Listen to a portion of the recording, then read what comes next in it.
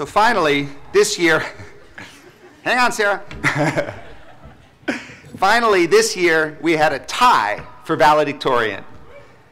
Emily Hertz and Sarah Zager.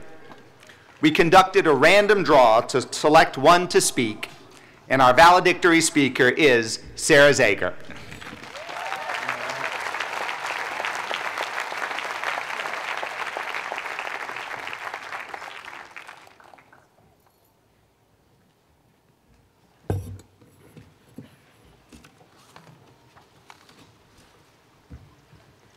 I've been here before. At the end of the day that I first visited Williams, I asked my mother if we could take one more walk through campus. We had just finished a sort of tense dinner at Spice Root, and it was just beginning to get dark. We wandered to Science Quad, where this platform was still up from commencement a few days before.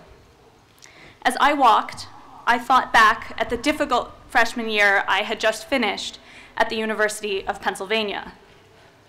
By the end of that year, I found that I hungered deeply for a small and diverse community where the liberal arts and self-reflection were equally valued. Looking out at those empty seats, I felt as if I were peering into a dark, empty shell of a community, which might have been a truly wonderful place if I had seen you in full color on a day like today. As I climbed the hill over toward West College, I heard my father's voice in my head. It's like that marshmallow experiment. If I give you one marshmallow, you can eat it now. But if you can wait a few minutes, I'll give you two. He wanted to tell me that things would be better if I returned to Penn for a second year. But I interpreted the parable a bit differently. For me, the inner strength it took to resist the first marshmallow allowed me to look outward to a new place where I would fit in, where I would find my second marshmallow. When I finally arrived at Williams, people seemed strangely excited to talk and think about this place that they loved so deeply. While Penn had at times felt like an unruly ship with no one in particular at the helm, Williams was inhabited by people who were convinced that they could steer Williams simply by reflecting more carefully about what it means to be at Williams. I felt that I had found my marshmallow. Over time, though, the temptation to think about life at Williams rather than simply in the world began to alarm me. This inward gaze can keep us from encountering the profound need that exists in the world. It can keep us from fully appreciating its diversity.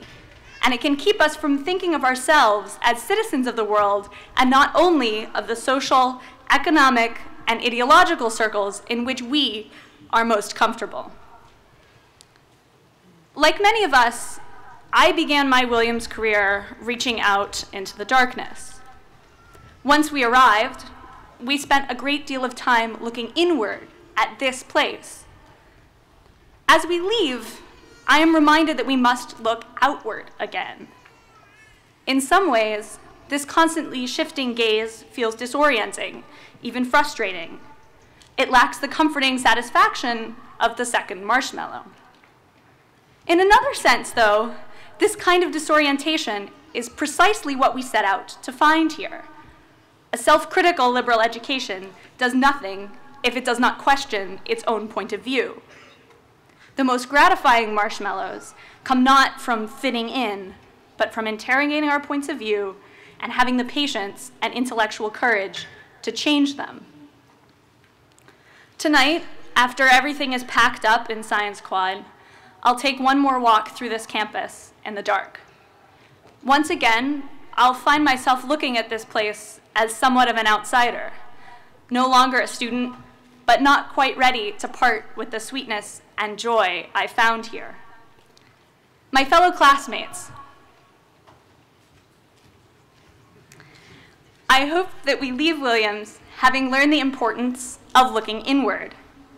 I also hope that as we go on many more walks in the dark, we remember the importance of looking outward as well.